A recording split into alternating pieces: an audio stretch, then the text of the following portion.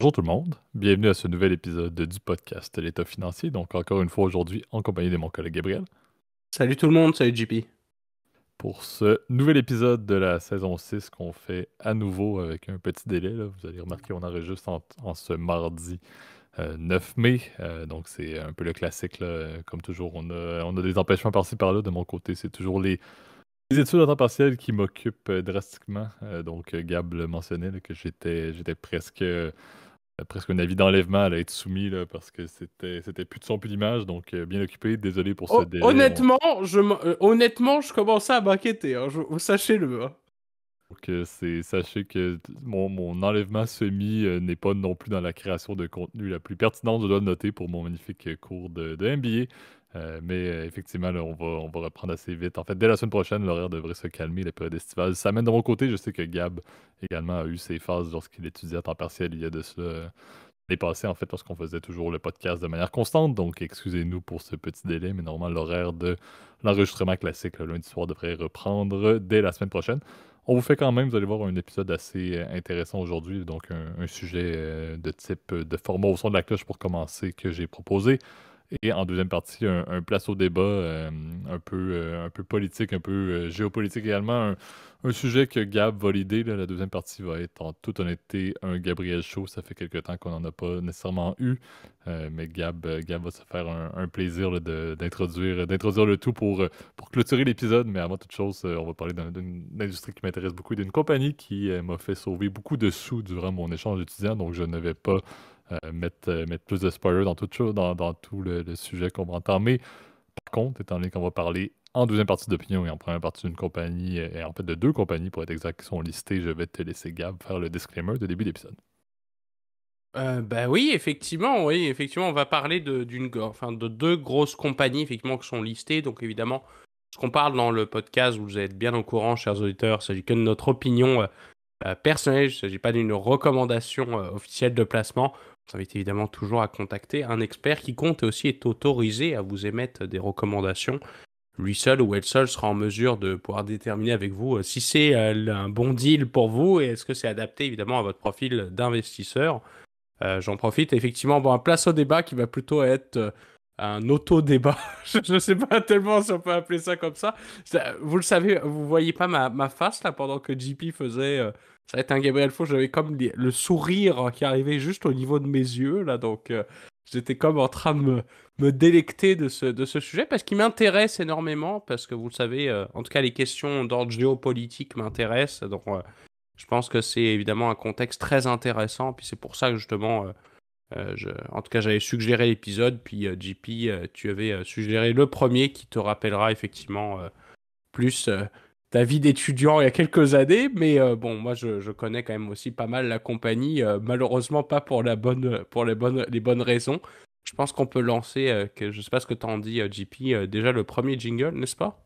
Absolument. Donc, commençons l'épisode en force avec le au son de la cloche. C'est parti.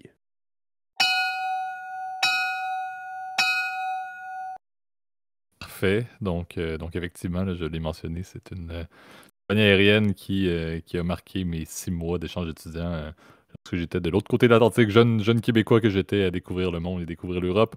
On parle bien évidemment de Ryanair, la magnifique compagnie irlandaise basée à Dublin que j'apprécie du plus profond de mon cœur, qui avait un deal quand même assez significatif qui a été annoncé aujourd'hui justement avec Boeing.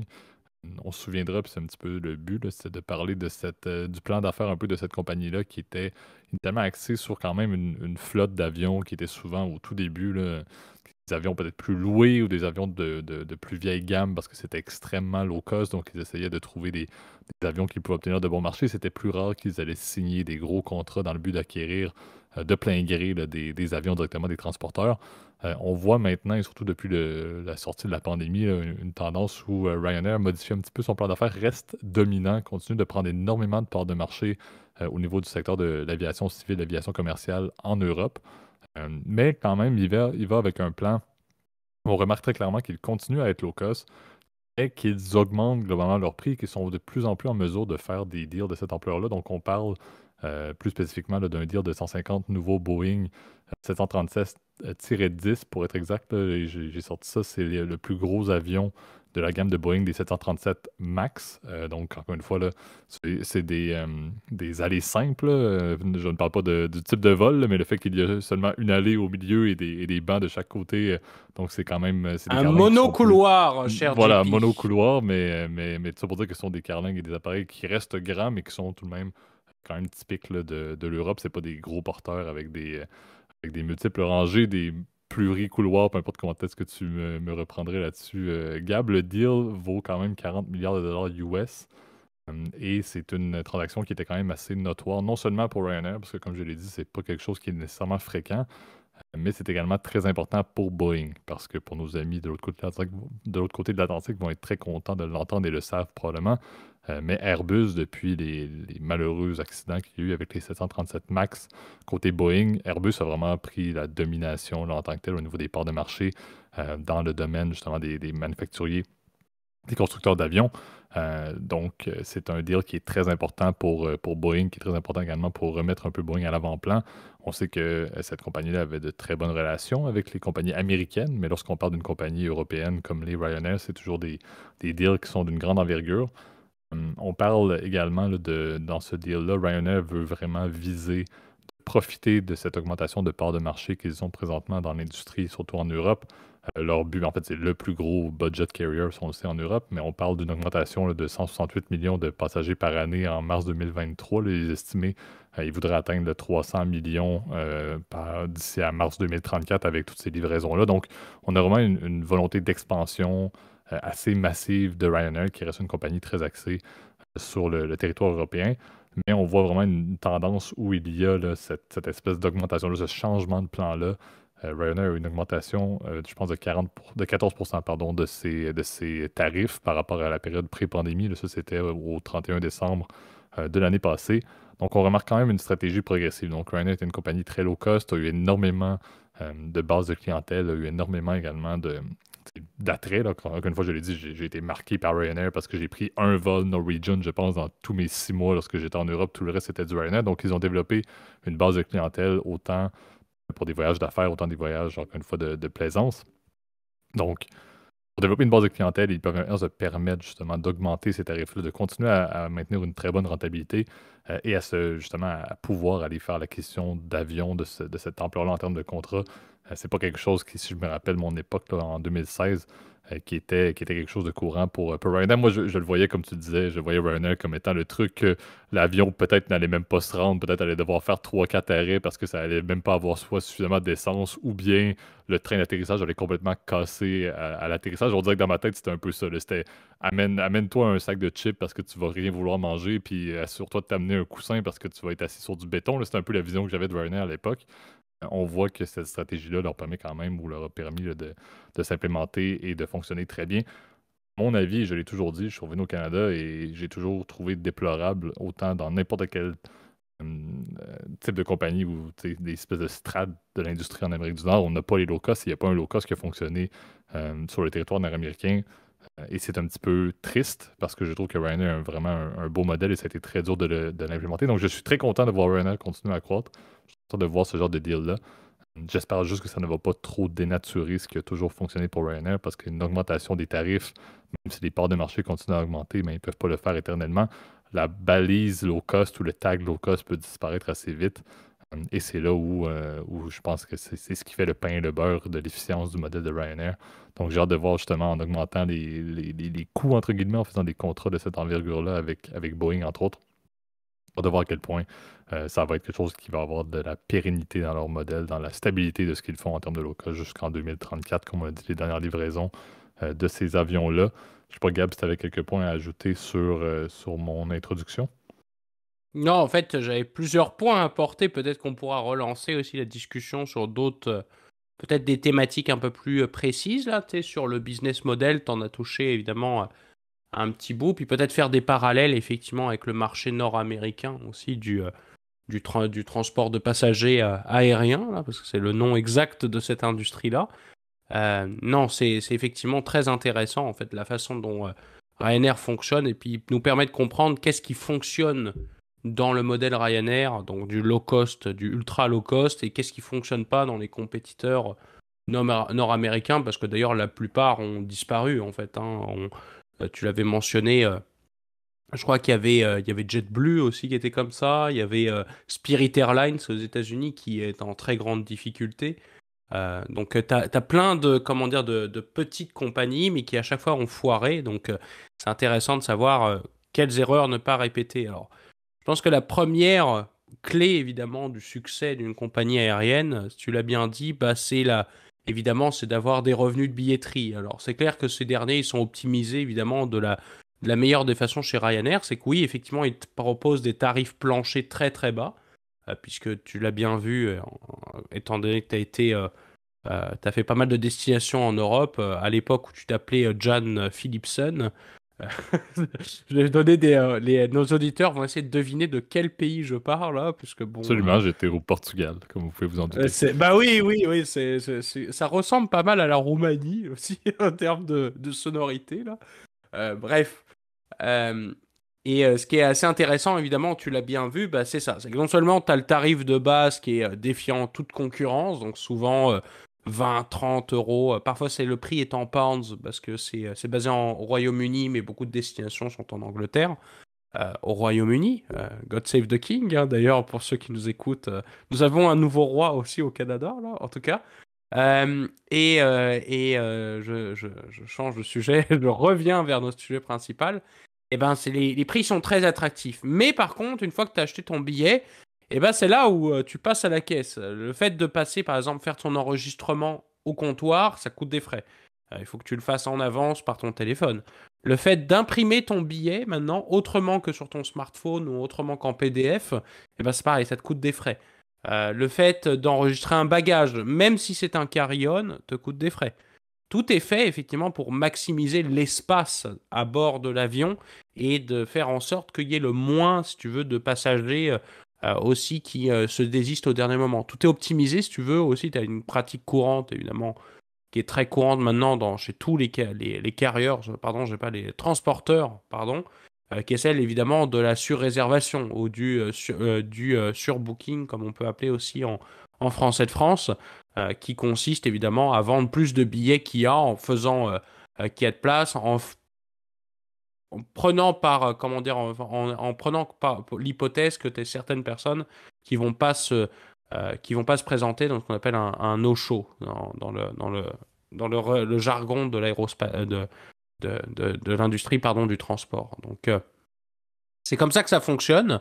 Et donc tu l'as dit aussi la négociation. Et je pense que ça c'est le deuxième point, c'est que non seulement effectivement tu as le côté on va dire au niveau de la billetterie, mais tu as le côté au niveau des coûts. Et la gestion des coûts chez Ryanair est extraordinaire. Premier centre de coûts, c'est que tu l'as dit, ils utilisent des appareils souvent qui sont petits, qui souvent vont coûter évidemment peu cher, non seulement à l'achat, donc peu d'amortissement, puisque souvent en plus ce sont des appareils qui ont déjà été utilisés par un flag carrier, donc un transporteur national, comme par exemple Air France, British Airways, bref, la Lufthansa, etc., Swissair. Donc des appareils qui sont déjà usagés en fait, donc ça coûte moins cher. Et c'est vrai que tu l'as dit, c'est assez nouveau qu'ils achètent des appareils neufs. Par contre, ils parient effectivement sur l'économie d'essence. Souvent, ce sont des appareils qui sont très peu énergivores et qui vont consommer très peu d'essence. Et c'est l'intérêt parfois de faire le switch vers des appareils nouveaux. C'est que souvent, ces derniers consomment beaucoup moins. Évidemment, le but de Ryanair, c'est de faire en sorte aussi que l'appareil reste le moins longtemps au sol. Un appareil Ryanair est quasiment utilisé, à mon souvenir, 80% du temps, alors qu'il perd beaucoup de temps en fait au sol pour les grands transporteurs aériens, parce que c'est ça. Le but de Ryanair, c'est que l'avion se pose, les passagers sortent, ils reviennent, on redécolle, tu vois. Un autre point important aussi, c'est ce qu'on appelle les slot fees. Et ça, peut-être que tu pourras revenir. Je ne sais pas si JP, tu te souviens quand tu prends l'avion vers Paris avec Ryanair. Où est-ce que tu atterris? En France, je sais même pas. Je me suis en Belgique avec Charleroi. Voilà, Je me souviens voilà, que tu t'atterrissais à Bratislava pour te rendre à Vienne. Il y avait plein de ces petits trucs-là, effectivement, où voilà. c'était dans des aéroports un À peu Londres, moins t'atterris à Luton, comment exacts. dire, dans d'autres aéroports de second rang, ou par exemple Paris, évidemment, t'as atterri évidemment à Beauvais. C'est ça. Pour la raison Exact, simple, c'est que... ou bien aussi, ce qui est intéressant parfois, même si c'est l'aéroport principal, c'est dans des terminaux qui sont beaucoup plus, tu sais, secondaires, si on peut dire. Ça arrive parfois, c'était le cas dans les pays scandinaves où j'ai fait escale, où tu te retrouves dans l'aéroport principal. Copenhague était un bon cas. C'était dans l'aéroport principal. Par contre, tu te retrouvais dans le truc qui était au bout. Il fallait littéralement que tu marches pendant 7 heures pour te rendre presque à ta gate, là. Mais effectivement, Pour une raison les simple. slot Pour une fees sont raison assez simple. intéressants. Ben voilà, parce que les slot fees sont moins chers. Parce que t'as pas, quand un avion atterrit, non seulement il y a tous les frais, évidemment, d'essence, etc. Mais quand il atterrit, ben, ça coûte des sous, en fait. Non seulement ça te coûte sur ton billet avec les taxes, les fameuses taxes aéroportuaires, que tu payes à même ton billet, mais ça coûte des sous, en fait, au transporteur. Il doit payer, effectivement, bah, pour les frais d'entretien, évidemment, de l'aéroport, la tour de contrôle, etc. Je te passe des murs et des pabelles, là, parce que ce serait trop compliqué. Mais ça coûte des sous, si tu veux. Et effectivement, les aéroports de premier rang coûtent extrêmement cher aux aéroports, pardon, aux compagnies aériennes, parce que c'est effectivement, c'est très demandé, etc. Quand tu atterris à Beauvais, bah, c'est Beauvais Good. Si on a des auditeurs de Beauvais, j'ai rien contre votre ville, mais faut avouer que de premier abord, tu sais, c'est pas la ville la plus sexy de France, quoi. Tu sais, c'est comme si je te disais, tiens, pareil, je vais me faire détruisez-moi dans les commentaires, là, mais c'est comme si je te disais, t'atterris à Lyon, bah t'atterris à Saint-Étienne, quoi. C'est pas le même standing, quoi, tu vois. Donc, c'est un peu ça qui arrive, et c'est malheureusement, ça fait que, bah, ils arrivent à négocier très bien, parce qu'ils sont dit, bon, on peut amener Ryanair, mais ça va vous coûter beaucoup moins cher, on va demander des slot fees beaucoup moins chers.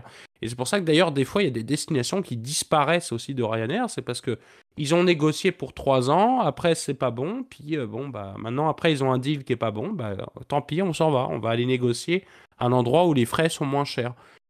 Et tout ça fait partie, évidemment, de la gestion. Et puis, le troisième point, je pense que JP, tu pourras rajouter là-dessus, eh ben, c'est le fait de n'avoir qu'un seul type d'appareil. Parce qu'en fait, Ryanair n'a que des Boeing 737. Et son compétiteur principal, qui est ah bah là, je vais me perdre. C'est quoi le truc orange là où pareil là t'es dans une EasyJet, carne. EasyJet. EasyJet, voilà. EasyJet a le même principe, sauf que eux ils ne sont pas avec des Boeing 737, ils sont avec des Airbus A320. Ils ont qu'un seul type d'appareil parce que ça coûte moins cher en entretien. Comme t'as une seule team de mécaniciens qui sont formés avec un seul type de moteur, un seul type d'appareil, et ben ça coûte moins cher. Encore une fois, l'avion ne reste le moins de temps au sol possible, en fait. Et il est le plus souvent à générer du cash en l'air. Donc c'est vraiment un business model malin, en fait, quand il pense. Hein.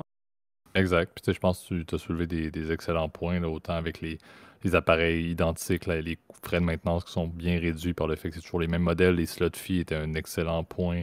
Également, tu sais, pour rire, on dirait que quand tu atterri à Charleroi, littéralement, on dirait qu'il faut que tu aies quelqu'un dans l'avion qui décide d'aller remplir à nouveau les. Il faut que tu remettes l'essence au même niveau presque quand tu es atterri par toi-même en tant que passager. Puis il faut que tu amènes ton échelle de corde pour descendre presque parce que la Non, mais nacelle n'est pas là. Donc je blague, là, mais c'est à peu près ça.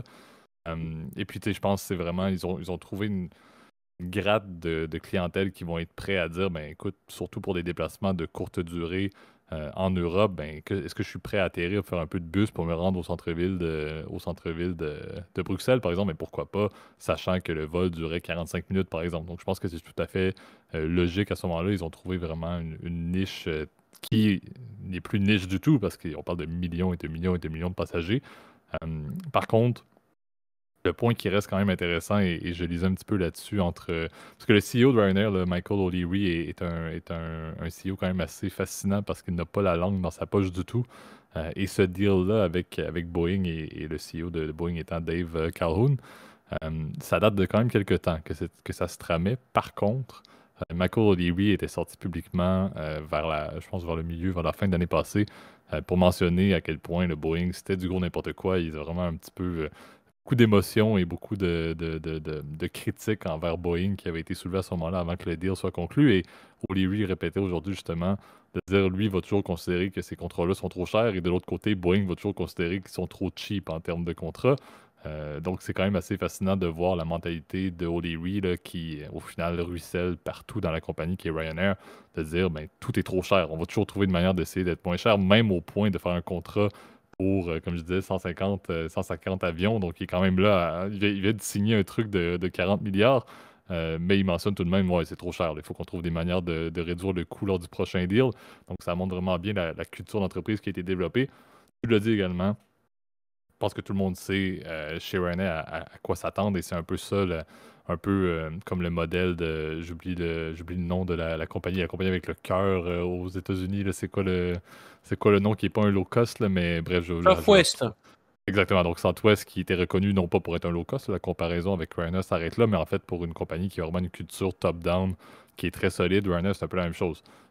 Southwest c'est sur le service, Ryanair c'est sur les coûts et les économies de coûts, mais c'est l'essentiel, je pense, et on voit autant chez Southwest que chez Ryanair le fait que lorsqu'on a une culture qui fonctionne de A à Z, du top à l'employé de maintenance, ben, ça permet d'avoir des résultats qui sont intéressants. Ça permet d'avoir autant un titre qui est compétitif sur les marchés boursiers, mais également une compagnie qui est pérenne. Donc, c'est peut-être ça qui est bien. Certains vont attaquer la culture de Ryanair en disant que le low cost a ses limites, que le service est absolument horrible, que le fait que si ton carry-on dépasse le truc un peu plus, puis il te le botte jusqu'au terminal A, c'est vrai qu'il y a quand même beaucoup de négatifs. Même moi, je l'ai toujours trouvé. Lorsque j'étais en Europe, je savais à quoi m'attendre. Je n'embarquais pas là-dedans pour avoir un atterrissage en douceur et un 3 services pour un vol de 45 minutes jusqu'à Stockholm. Absolument pas. Donc, tu sais à quoi t'attendre, tu es prêt à payer ce que tu veux. Les prix sont modulés, encore une fois, pour faire en sorte un petit peu comme les services de bus qu'il y a en Europe également, là, où les coûts peuvent être progressivement à la hausse, mais il y a quand même un threshold qui est tout à fait raisonnable et qui va en général toujours être en deçà des compétiteurs directs. Ryanair a toujours eu une approche également où, malgré le nombre de vols épouvantable, leur stabilité et leur capacité d'arriver dans les temps s'améliorait de fois en fois. Oui, ils vont dire, OK, le vol dure 1 heure et demie, finalement, le vol durait réellement 25 minutes. Ils vont dire, on est arrivé, bravo, on est arrivé 50 minutes d'avance. Oui, il y a un peu de jeu de mots dans ce qu'ils vont faire, mais ça reste qu'ils ont tout à fait réussi à redresser le service par rapport à ce qui était initialement. Donc, on voit une compagnie qui s'améliore beaucoup au niveau de ce qu'ils font et de plus en plus stable globalement en termes d'efficience par rapport à des compétiteurs de grande envergure, là, des compagnies qui vendent des billets qui coûtent beaucoup plus cher, mais qu'on s'attend à un service et à une expérience qui est distincte. Donc, on a vraiment un gap qui se rétrécit malgré le fait que c'est un low cost. On voit une compagnie qui, encore une fois, pour un actionnaire que je ne suis pas, pour un actionnaire de Ryanair, voit une performance qui est tout à fait adéquate et qui est très bonne depuis les derniers trimestres et les dernières années, surtout, comme on le dit, et c'est important que je le rappelle, c'est la compagnie aérienne en Europe qui performe le mieux depuis la pandémie. Il y a eu énormément de mouvements, même si c'est le cas en Amérique du Nord également, mais il y a eu des faillites, il y a eu beaucoup il y a eu des fusions acquisitions à certains degrés. On en avait parlé dans un épisode du podcast justement aux États-Unis. Ryanair se porte très bien. Ryanair reprend du poil à la bête et cette annonce-là montre vraiment, et c'est un petit peu se pavaner entre guillemets, montrer que la performance est là et que ça fonctionne très bien. C'est pas un petit deal pour Ryanair, mais ça montre très bien quelle est l'aspiration de cette compagnie-là dans les prochaines années. Et je parle présentement avec moi-même qui est revenu de vacances, Gab qui en planifie, on dirait que j'ai des collègues et des amis qui partent partout, on est de retour à la normale. L'aviation en a mangé énormément pendant la pandémie, ça a été extrêmement compliqué, il y a eu du support de la part des gouvernements pour justement protéger les emplois des agents de bord, des pilotes, etc. On est de retour à la normale. C'est bien d'avoir une compagnie comme Ryanair qui est extrêmement bien positionnée en ce début de la saison estivale 2023. Je pense que c'est de très bon augure pour la compagnie. On espère que ça sera le cas pour l'ensemble de l'industrie. Je ne fais pas de préférence pour une compagnie ou l'autre, mais je trouve que le modèle de Ryanair fonctionne bien et l'évolution progressive de Ryanair pour aller justement continuer sa rentabilité, mais rester moins cher que la moyenne de l'industrie, c'est absolument magnifique. Et je constate que c'est une offre de service qui continue à s'améliorer, même si on salue tout le monde à Charlevoix et à Luton. Et le fait À qu'effectivement. Charlevoix, Charleroi, Charlevoix, monsieur. Charleroi, pardon. Charlevoix, il y a trop d'innovation au Québec Ouais, dernièrement. J'en ai trop entendu parler dans les nouvelles. Mais oui, Charleroi, effectivement, Ou pardon une. de Non, l'erreur mais en c'est. Belgique. Ça y est, ça y est, on va être délisté de chez nos collègues wallons, là. D'ailleurs, déjà qu'on insulte leur aéroport, donc déjà. En tout Je l'ai cas, utilisé à maintes reprises, hein. Je dois dire pour nos auditeurs belges, le nombre de fois que j'ai atterri à Charleroi pour me déplacer par la suite avec un mégabus vers je sais pas trop où en Europe en 2016, sachez-le, j'ai vraiment énormément apprécié votre ouais, aéroport et je c'est. salue également le fait d'avoir marché de la gare du Nord jusqu'à la je sais plus trop quelle gare à Bruxelles en plein milieu de la nuit pour aller me taper un autobus qui m'amenait à Amsterdam. Il y a des trucs de folie. Je pourrais faire un épisode de podcast complet sur mes Sur. expériences Ryanair en 2016. Mais J'ai pas envie de savoir ce qui s'est passé à Amsterdam. Là, ça restera. ça restera entre nous, là, mais bon. Purement voyage d'affaires. Purement voyage d'affaires. C'était en voyage d'affaires, hein, je crois, hein, c'est Avais-tu ça. avais-tu sinon un autre point à ajouter avant qu'on passe à notre plateau Non, débat bah, qui est au... à part peut-être, non, c'est ça, revenir un petit peu, c'est ça, c'est plus sur la performance, mais tu l'as dit, effectivement, ils ont atteint des records, hein, puisque d'ailleurs leur revenu sur les 12 derniers mois au 31 décembre, c'est quasiment 10 milliards d'euros, en fait, sur les 12 derniers mois. Donc, évidemment, ils ont atteint aussi même des bénéfices records, puisque, en fait, avant impôt, intérêt, amortissement, on parle d'à peu près 2,3 milliards d'euros, là, toujours, là. Donc, dites-vous que c'est à peu près, c'est un business qui va marger à peu près 25% en marge de BAYA, là, donc, ou EBITDA, là, pour les gens en anglais, là, mais euh, c'est quand même c'est rare une industrie qui marge 25% de BAYA. Alors bon, tu vas me dire, oui, mais Gabriel, c'est une industrie qui est assez CAPEX intensive, donc parce que tu as besoin de remplacer ta flotte d'avions. Oui, et même sur cette base-là, regarde, leur EBIT, il reste, comment dire, à 1,5 milliard, ça marche 15% avant les intérêts et les taxes, donc ce qui est quand même très très bien en tout cas pour l'industrie. Et en termes d'évaluation, si on revient plus, est-ce que c'est un prix qui est attractif? Eh ben, en termes de multiples, ça reste évidemment aussi un stock qui reste tout à fait attractif. Alors, je ne vais pas vous dire courez acheter du Ryanair. Je pense qu'il faut être conscient que c'est un business par contre qui est sensible, qui est extrêmement compétitif parce que par contre, l'industrie évidemment elle repose essentiellement à ce que les clients sont prêts à payer pas cher. Donc, là, pareil, je vais me faire frapper, là, mais est-ce que les pauvres, pardon, qui partent en vacances, je me sens jugé parce que moi-même, j'utilise Ryanair, donc vous pouvez me traiter de pauvre, c'est pas de problème. Les Est-ce que les gens personnes qui ont... qui font de l'efficience budgétaire. S'il te plaît, Gab, essaie Voilà, de... des minimalistes, tu comprendras la référence, là, les gens qui sont minimalistes budgétairement, eh ben oui, en effet, ils sont capables, si eux, ils vont juste compétitionner, pas sur le branding, sur est-ce que c'est Ryanair, est-ce que je vais décoller plus de Charleroi ou de Amsterdam 3 ou de Orléans, etc. Ils vont pas aller regarder ça. Tu vois, ils vont aller regarder essentiellement le prix, tu vois. Est-ce que c'est un bon prix? Et effectivement, ils vont les comparer, par exemple, aux différentes alternatives. Et les alternatives, il y en a de plus en plus. En Europe, tu l'as dit, il y a EasyJet. Il y a aussi, je crois, le petit espagnol que j'ai manqué le nom, là, qui est la filiale d'Iberia, là, je me souviens plus Ouais, laquelle c'est, là. je l'ai sous les Vueling, langues aussi. Oui, Vueling, voilà, je l'ai, exact. là. Vueling, t'as l'autre, t'as Transavia, qui est une filiale de Air France. T'as énormément en fait de compétition maintenant qui vient, je crois, c'est ça, des Islandais, même des Portugais. Bref, t'as énormément de compétition et ce qui fait qu'aujourd'hui c'est assez difficile de compétitionner dans cette industrie-là parce que c'est ça, t'as une élasticité prix de la demande qui est, voilà, là je vous ramène des années en retard au niveau des cours d'éco 1 là, mais qui est très élevé parce que les gens, dès que tu augmentes le prix, bah non, ils vont aller regarder qu'est-ce que fait le compétiteur. Donc c'est quasiment un marché de concurrence parfaite en fait, l'industrie de l'aviation. Surtout d'autant plus qu'aujourd'hui tout le monde fait du comparateur en ligne de vol. Donc évidemment les gens ils vont aller regarder effectivement c'est où les meilleures aubaines, c'est où est-ce que je peux aller appliquer mes coupons, etc. avant de pouvoir payer un vol. Donc c'est ça qui est intéressant. Après c'est une industrie qui est fascinante parce que Absolument. c'est très complexe, etc. Tu l'as dit, bon, moi je me prétends rien à évaluer combien vaut des compagnies aériennes, etc. Mais t'as énormément, c'est une industrie qui est très complexe parce que t'as l'essence, t'as plein d'intrants là-dedans, dans les carburants, les avions, t'as le staff, etc. Qui est assez intéressant. C'est là où je pense aussi ils font pas mal d'économies d'ailleurs Ryanair, hein, parce que au niveau du staff au sol, ils en ont très peu. D'ailleurs, souvent là-bas, ils maîtrisent les coûts en ayant même pas un ou deux agents de bord à bord d'un avion. Donc, évidemment, tout est fait encore une fois pour maîtriser les coûts, mais c'est intéressant et je serais curieux de savoir dans un an qu'est-ce qui va arriver. Est-ce que la compétition aura changé, etc. Je vous laisserai regarder ça avec de l'intérêt, là.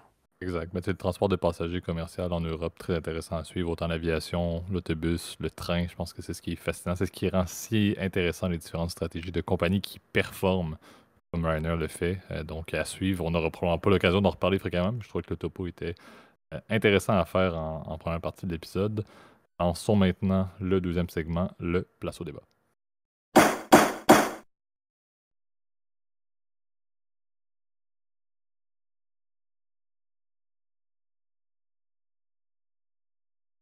Parfait. Donc, pendant que Gab prend une dernière gorgée d'Ayram, il voulait absolument parler des élections turques. C'est vrai, encore une fois, c'est le Gabriel Show, je l'ai dit, j'interviens très brièvement et je sais que Gab, après ça, va avoir beaucoup de choses à dire. Mais c'est vrai que c'est fascinant. Après déjà 20 ans là, de Erdogan au pouvoir, on remarque quand même une élection qui a réellement un rival qui est M. Kemel. Je vais te laisser, Gab, prononcer de manière plus adéquate son nom de famille en temps et lieu. Mais il y a un opposant qui est tout à fait légitime et qui veut vraiment, du moins sa plateforme. Encore une fois, on verra s'il est élu, on verra s'il est élu. Encore une fois, il y a beaucoup de si, là, mais va-t-il mettre en application qu'est-ce qu'il prône?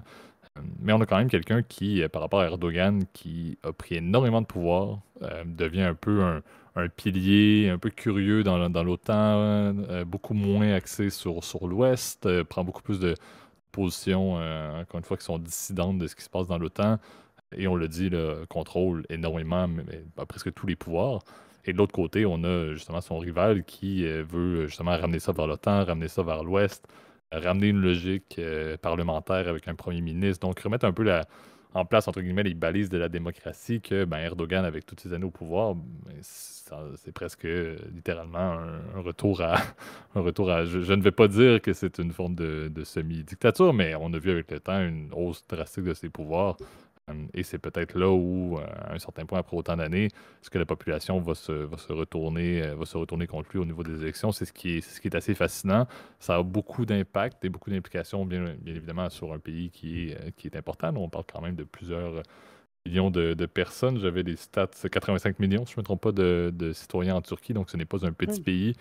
Pays d'envergure en Europe et, comme on l'a dit, pays également très important au niveau de ce qui se passe dans l'OTAN. Et on sait, avec le sujet qu'on a parlé de la semaine passée avec l'Ukraine, ce bloc de l'OTAN est de plus en plus important et ce qui va se jouer au niveau des élections turques va avoir un impact significatif sur la capacité justement de Washington de reprendre là, cette espèce de mainmise, ce statut de simplicité, si on peut dire, dans la gestion de l'OTAN. Je n'embarque pas dans le débat sur la position d'Erdogan avec l'entrée, entre autres, de la Finlande dans l'OTAN, etc. C'était pas juste la Finlande, c'était la Finlande et la Suède, si je ne me trompe pas. Ouais, exact. Surtout la Suède qui était un petit peu plus problématique. Je pense que la Finlande est passée, mais que la Suède, la Turquie continuait de faire un blocus. Donc, bref, beaucoup de sujets. On avait déjà parlé de la Turquie. Je pense que ces élections-là vont être très intéressantes. J'ai fait un peu plus de discussions que je pensais. Je sais que Gab, tu interviens et tu attendais, là, ton micro est presque en feu tellement tu avais hâte de parler. Je Là, te laisse là, intervenir et je là, saute vous sur voyez, l'occasion. là, j'ai vraiment le sourire en mode Joker. Vous voyez, là, il manque plus que JP me fasse des traits au couteau, là, comme dans le film, là, que d'ailleurs je vous recommande. Bon, passons de ça. Euh, Ben oui, ce qui est intéressant, effectivement, c'est que ça fait 20 ans que notre ami RTE, donc Recep Tayyip Erdogan, est au pouvoir, pardon, en Turquie. Alors avant, vous le saviez, il était Premier ministre et depuis, je crois, 2014, il est président. Donc à l'époque, en fait, avant la réforme constitutionnelle, en fait, et puis surtout avant 2014, le pouvoir de président était plus un rôle symbolique, évidemment, en Turquie, un peu comme le président, pardon, allemand ou italien. Et depuis, évidemment, son arrivée au pouvoir, bah, c'est devenu effectivement un rôle beaucoup plus important, d'autant plus que maintenant le président de la République turque est élu au suffrage universel direct, alors qu'il était au suffrage indirect avant la réforme constitutionnelle. Et depuis 2017, un nouvel amendement, si tu veux, a augmenté énormément ses pouvoirs. Alors c'est vrai que depuis, alors le pouvoir, en tout cas de l'AKP, donc qui est le parti au pouvoir en Turquie, a considérablement augmenté et est devenu en fait un peu le nouveau sultan de la Turquie ou de l'Empire ottoman, là, parce que le programme de RTE est assez simple, c'est que c'est quasiment reconstruire en fait l'Empire ottoman tel qu'il existait en fait avant l'arrivée au pouvoir de Mustafa Kemal Atatürk, qui est le fondateur, on va dire, de la Turquie moderne. Donc, ce qui est intéressant, c'est ça, c'est qu'aujourd'hui, on est dans une période assez tremplin, et on voit que les derniers sondages, en tout cas dans l'élection, donnent en fait victorieux le camp opposé. Donc, le parti, en l'occurrence, de Atatürk, qui est la CHP, donc qui est le parti républicain, qui est pas du tout d'ailleurs au passant comme le parti républicain américain. Ne confondez pas, c'est un parti plutôt de centre-gauche, je dirais, qui est représenté par monsieur, alors j'ai des difficultés à prononcer son nom, c'est monsieur Kemal Kılıçdaroğlu. comme on le prononce en turc, ou Kilik Daroglu, si tu voulais que je le lise, évidemment. C'est ça que j'allais dire. Mon expérience dans FIFA avec des joueurs avec un nom de consonance grecque ou turque était digne d'un bon La, québécois régional. la technique, c'est quand tu as un oglu, à la fin, c'est olle. Ça se prononce comme ça. Donc, par exemple, le fameux maire d'Istanbul qui a été élu il y a quelques années, justement, qui a été un premier revers, on va dire, depuis quelques années par RTE, qui s'appelle Kerem İmamoğlu, donc Imamoglu, a été aussi un des premiers, évidemment, revers si tu veux, de Erdogan. Et depuis sa dérive autoritaire, suivant le fameux coup d'État, qu'on ne sait pas trop si c'est un vrai coup d'État, etc. Il y a eu, ça a été assez un événement, on va dire, un peu particulier en 2016. Je vous inviterai à lire sur le net pour en savoir un peu plus, parce que j'aurais pas le temps d'en parler. Ça prendrait un autre podcast juste là-dessus, là. Mais ce qui est très intéressant, c'est qu'aujourd'hui, Erdogan est en difficulté. Alors, il y a eu ça, il y a eu évidemment, vous le savez, le terrible tremblement de terre qu'il y a eu il y a quelques mois, évidemment, qui a considérablement baissé on va dire, sa popularité, en sachant qu'en plus, l'aide a pris beaucoup de temps à arriver. Il y a eu une désorganisation totale, si tu veux, de l'économie pendant quelques temps dans les régions affectées, alors qu'en plus, c'était des régions qui étaient traditionnellement, en plus, l'Est de la Turquie, surtout le sud-est de la Turquie, très en faveur, évidemment, de M. Erdogan, ça a évidemment considérablement baissé sa popularité dessus. Puis aussi le contexte économique. On sait que la Turquie a joué un peu à l'apprenti sorcier avec sa banque centrale, qui d'ailleurs n'est pas indépendante, hein, on le sait bien, avec des taux d'intérêt qui ont baissé alors que la Turquie subissait une inflation record qui dépassait même, selon les chiffres non officiels, donc les chiffres, on va dire, un peu plus vrais, qui dépassaient les 100%. Donc les prix doublaient en un an. Donc pour te dire qu'aujourd'hui, c'est devenu très compliqué pour la majorité de la population d'accéder même à des produits de base, en fait, notamment de la viande, mais des produits frais, etc., de la nourriture. Et ce qui fait qu'effectivement, il y a une énorme pression sociale là-dessus. En contrepartie, il faut avouer que l'électorat de RTE est très centré, évidemment, c'est une figure charismatique. Il jouit d'une très bonne popularité aussi à l'international, notamment dans les communautés aussi turques à l'étranger, notamment en Allemagne. Vous savez que l'Allemagne, d'ailleurs, c'est d'ailleurs la petite Turquie, en fait, en termes de population, et aussi en France, etc. Même à l'étranger, il y a énormément de diaspora. C'est une des diasporas, d'ailleurs, les plus importantes, on va dire, européenne. Alors d'ailleurs, c'est assez d'un pays européen. Corrigez-moi si vous le souhaitez. Bon, la Turquie est un pays quand même à grande majorité, on va dire, qu'on pourrait considérer comme européen quand même. Et je vais me baser sur un truc ça, c'est qu'ils sont dans l'UEFA. Donc c'est un pays européen. Alors vous allez me dire, oui, mais Israël est dans l'UEFA. Bon, c'est un point critiquable. Vous contesterez si vous n'êtes pas d'accord. Regardez, je m'en fous dans tous les cas. Donc ce qui est intéressant, c'est ça, c'est de savoir aujourd'hui c'est quoi les dynamiques. Et ben les dynamiques en ce moment, pour vous donner un peu un état d'idée de la situation à une semaine, à un peu moins d'une semaine du vote, parce que je crois que c'est dimanche l'élection. Aujourd'hui, bon, Kilic Daroglu est à peu près en termes de sondage à environ 45%. Ça fluctue en deux tours. La présidentielle, c'est ça. Si tu dépasses 50%, tu gagnes au premier tour. Si tu perds, si tu as moins de 50%, il y a un deuxième tour. Et c'est les deux premiers, évidemment, qui se qualifient au deuxième tour. Et rendu là, un peu comme en France d'ailleurs. Le système est vraiment le même. Par contre, aux élections législatives, qui se tiennent en même temps, et bien ça, c'est au premier tour. Alors, aux législatives, l'AKP semble avoir l'avantage vraiment en termes de nombre de sièges, parce que ça fonctionne encore une fois en système Westminster. Par contre, avec l'alliance des différents partis de gauche, qui pour le coup en législative ne sont pas unifiés, ne sont pas sous différentes bannières, et ben là on est un peu moins de la majorité, donc on devrait être très serré au niveau des élections législatives. Pour ce qui est de la présidentielle, quand même, le CHP a pris un énorme avantage, puisque d'ailleurs il y a une alliance de tous les partis de gauche pour essayer de battre Erdogan. En ce moment, alors tu vois, les derniers sondages, je les vois, certains dépassent les 50%, d'autres sont plus proches des 49%, etc. Donc peut-être qu'il pourrait passer dès le premier tour, qu'Erdogan serait éliminé dès le premier tour. Ça serait quand même un revers assez important. Et en termes d'électorat, de réservoir de vote au deuxième tour, et ben là c'est un peu à 50-50. Tu as effectivement des partis plus, on va dire, plus pro-nationalistes, donc qui sont représentés par un des candidats, dont je tairai le nom, et puis par un ancien candidat, l'ancien candidat de la CHP d'il y a 5 ans, Monsieur Inché, qui est par contre plus, on va dire, entre les deux. Alors il y a des tendances plus pro-Erdogan depuis quelques années, mais traditionnellement, il est quand même associé plus avec la CHP. Donc, je pense qu'au niveau des. Ça va être très très serré. Si c'est pas au premier tour, ça va être un deuxième tour quasiment grotesque, comme on dira comme dirait l'expression. Là. Donc, dès cette semaine, il va y avoir la législative. On va avoir déjà un peu plus d'informations sur qui aura la balance du pouvoir au niveau du poste de Premier ministre. Mais ça va être très important de savoir qui va devenir le prochain président turc. Et comme tu l'as dit, je pense que tu pourras compléter là-dessus, JP, avant que j'ai mon extinction de voix. Eh ben, ça a des conséquences, comme tu l'as dit très bien, la balance géopolitique en Europe. On sait que c'est compliqué la relation avec l'Europe est parfois à chaud, parfois à froid. Avec Erdogan, surtout sur des questions plus d'ordre géopolitique. Parfois, il a tendance à faire le copain-copain avec Vladimir Poutine, surtout sur des sujets comme par exemple, tu l'as bien dit, la Suède, il veut pas l'avoir dans l'OTAN.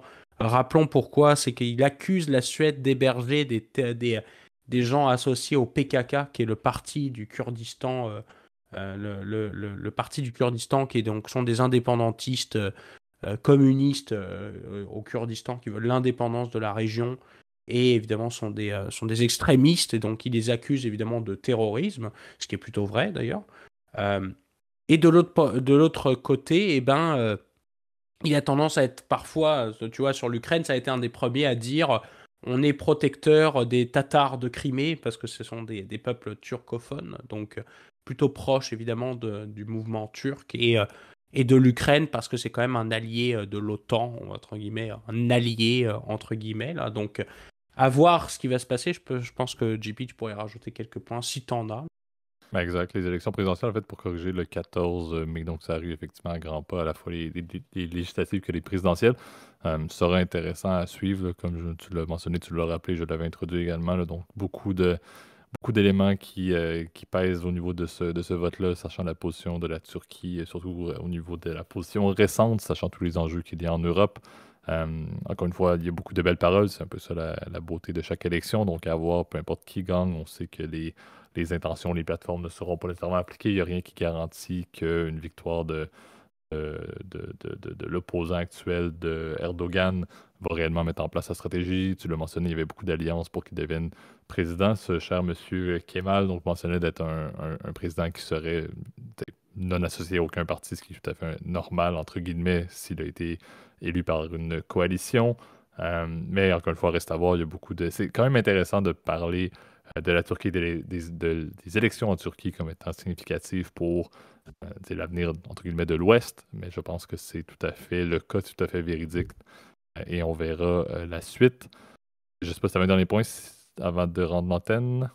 Oui, bah, si je peux rajouter un point, c'est clair que on n'a même pas expliqué peut-être c'est quoi les points de divergence, mais je pense que le plus important, vous le savez, entre ces deux partis, en tout cas entre l'AKP et le CHP, bah, c'est plus déjà la question de la laïcité, évidemment. Je pense que c'est le principal point de désaccord central.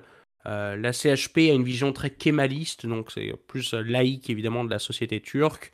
L'AKP serait pour plus un interventionnisme d'un point de vue religieux, donc plus mettre de l'accent sur la religion musulmane, ce qui est défendable. Hein. Je veux dire, c'est deux visions, on va dire, très différentes, mais c'est vrai que on a tendance européen à avoir un point de vue évidemment kémaliste, alors que bon, c'est pourtant le fameux Atatürk nous a pas été très sympa pour nous Français là, en tout cas à la fin de à la fin de la Première Guerre mondiale là, donc c'est une histoire qui est très intéressante en passant l'histoire évidemment du Moyen-Orient et puis je vous invite évidemment à quand même vous renseigner si ça vous intéresse et moi je trouve que en tout cas c'est un pays fascinant et très intéressant donc allez suivre ce qui se passe en tout cas dans les prochains jours, mais je suis sûr que en tout cas à la télé on entendra beaucoup parler parce qu'en effet c'est une plaque tournante hein, géostratégique.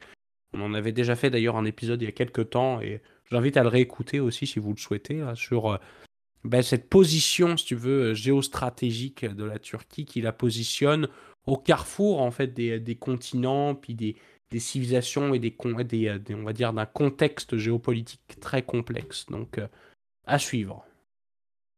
Exact. Donc, je l'avais dit, Gabriel Chaud, c'était exactement le cas. Donc, maintenant, Gab peut aller se coucher et reposer. Ça va. Merci tout le Bonne monde. nuit. Merci, Gab, pour ta participation. Merci tout le monde pour votre écoute. Donc, comme à l'habitude, vous pouvez nous retrouver sur notre plateforme clé pour le partage public, entre guillemets, donc sur YouTube. Si vous avez apprécié la vidéo, allez mettre un like, allez vous abonner à la chaîne, mettez la cloche également pour avoir les notifications. Si vous avez tout commentaire, tout partage, toutes idées de sujets et que vous voulez faire de manière publique, n'hésitez pas à le mettre dans la zone commentaire. Si vous voulez faire de même, mais de manière plus privée, Gab met toujours dans la boîte de description l'adresse courriel. Ça nous fait toujours plaisir de vous lire et de vous répondre dans les meilleurs délais. Sinon, pour la majorité d'entre vous, comme à l'habitude, vous pouvez nous écouter et nous retrouver sur la majorité des plateformes audio, dont Apple Podcasts, Spotify, Overcast, Deezer, etc. De plus en plus, donc, des systèmes de commentaires qui existent. Donc, je l'ai déjà mentionné, les CEO écoutent notre podcast et améliorent de semaine en semaine, de mois en mois, d'année en année, là, par rapport à lorsqu'on a lancé le podcast en 2020. N'hésitez surtout pas à vous abonner également et à mettre justement là, peu importe le système d'appréciation, d'étoiles, de likes, de peu importe sur les différentes plateformes. Ça nous aide beaucoup pour le référencement de manière numérique. Et comme vous le savez, n'hésitez pas à partager notre contenu de bouche à oreille avec vos amis, vos proches, vos collègues, etc. C'est justement la base et le fondement de la croissance de cette magnifique communauté. Donc, ça nous fait toujours plaisir de voir des personnes qui ont été référencées ou ont reçu justement l'idée d'écouter le podcast de la part d'auditeurs de longue date ou d'auditeurs plus récents. À nouveau, merci Gab pour ta participation et bonne Le plaisir. semaine tout le monde. Salut tout le monde. Bye bye.